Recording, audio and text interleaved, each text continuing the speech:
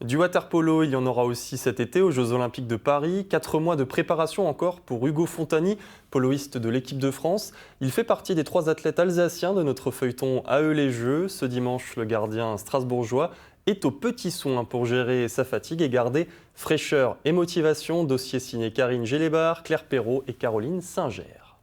To do whatever needs to be done. Let's get on with the job.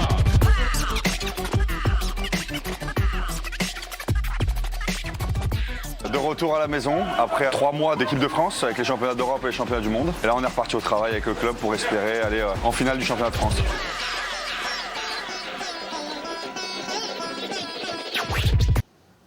Là, je te lâche bien le diaphragme. Hein. Je commence tout de suite par là. Une nuque un peu douloureuse, une hanche ou une épaule qui coince. Des petits blocages qui, au fil d'une carrière, s'accumulent. La saison d'Ugo Fontani est chargée, son organisme très sollicité.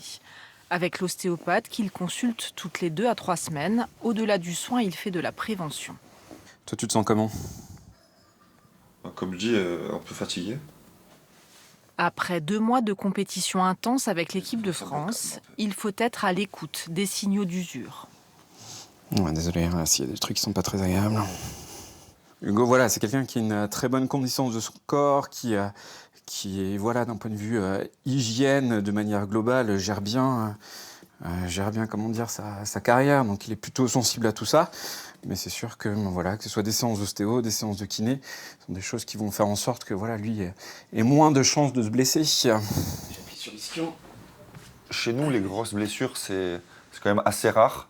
C'est plus des pathologies longues. Moi, j'ai des problèmes de clavicule à l'épaule gauche qui durent depuis quelques années maintenant. Donc ouais, j'ai eu quand même pas mal de pépins, mais c'est vrai que si on compare à des sports où il y a un peu plus de risques de grosses blessures comme le foot, le basket, des entorses, nous on a moins de problèmes là-dessus, donc c'est plus des pathologies longues et qui se traitent sur la durée. Bonne journée. Ouais. Le corps, outil de travail des athlètes de haut niveau, qui s'entretient dans sa globalité. Alors, ça, c'est ce qu'on fait. Tu as changé quelque chose dans ton régime alimentaire? Non, toujours pareil. Est-ce que tu as des troubles de sommeil? Ah, en ce moment un peu, ouais, mais... Du mal à t'endormir? Ouais, c'est l'endormissement qui est compliqué. Les joueurs du Team Strasbourg sont suivis au centre médico-sportif de la Méno. Un suivi régulier, mené pour Hugo en lien avec le staff médical de l'équipe de France. L'essentiel, en ce qui le concerne lui, se passe dans l'eau, dans la qualité de ses entraînements. Et après, il y a beaucoup de travail de l'ombre. Le travail de l'ombre, c'est bien manger, c'est bien dormir, c'est bien s'échauffer, c'est bien s'étirer. Le suivi s'intègre là-dedans aussi, que ce soit le suivi d'un point de vue de la rééducation, pour étirer les muscles, les remettre dans une position adéquate, faire un suivi ostéopathique pour prévenir la blessure, et le suivi médical s'intègre là-dedans. Alimentation, récupération, avec l'expérience, Hugo est de plus en plus attentif à ces paramètres qui le maintiennent au plus haut niveau. Mais l'usure, plus que physique, peut être mentale. Plongé dans une saison intense, ultra concentré sur ses performances, le poloiste strasbourgeois en oublierait presque de prendre un peu d'air. J'ai de nature à être à 100% dans ce que je fais, surtout au water polo, parce que en plus d'être mon métier, c'est une passion avant tout. Donc quand tu aimes ce que tu fais, tu penses qu'à ça. Et c'est vrai que parfois, c'est trop. Hein. Des fois, il faut savoir couper, chose que je fais pas tant que ça. Et c'est vrai que la santé mentale est plus importante que la santé physique, je pense, parce que sans le mental, le physique ne suit pas.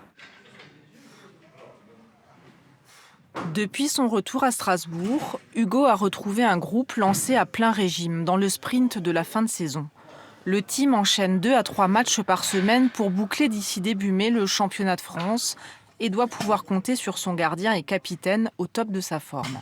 Avec ces 2 compétitions internationales qui se sont enchaînées en très peu de temps, c'était normal qu'il arrive un peu fatigué émotionnellement, nerveusement, physiquement.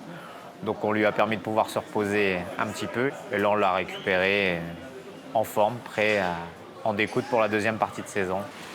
Objectif, disputer le titre lors du tournoi à 4 finales qui aura lieu dans le tout nouveau centre olympique de Saint-Denis. Transition idéale vers son été en bleu, source inépuisable de motivation. Bonjour à tous, alors aujourd'hui avaient lieu les championnats de France de marche sur 20 km à Fontenay-le-Comte en Vendée. Ça s'est très bien passé parce que je gagne la course en 1h30 et 10 secondes. Pauline Stey, championne de France du 20 km marche. Je bats mon record personnel de plus d'1 minute, même si ça a été très dur physiquement et mentalement. Donc il va falloir encore pas mal de travail pour avoir les minima olympiques. Mais il me reste encore quelques courses. Je pars dans 3 semaines en République tchèque à Poděbrady pour essayer de tenter les minima olympiques. Et ensuite, 2 semaines après, à la Coupe du Monde avec toute l'équipe de France. Jules Ripstein aurait dû lui démarrer sa saison internationale de paratriathlon et soigner son classement mondial en vue des Jeux, mais la météo a tout gâché. Et voilà, retour à la maison après un petit tour à Abu Dhabi pour rien faire en fait, puisque la course a été annulée par les autorités émiraties. On ne connaît pas trop la raison réelle. Et du coup, retour à l'entraînement à la maison. Allez, salut!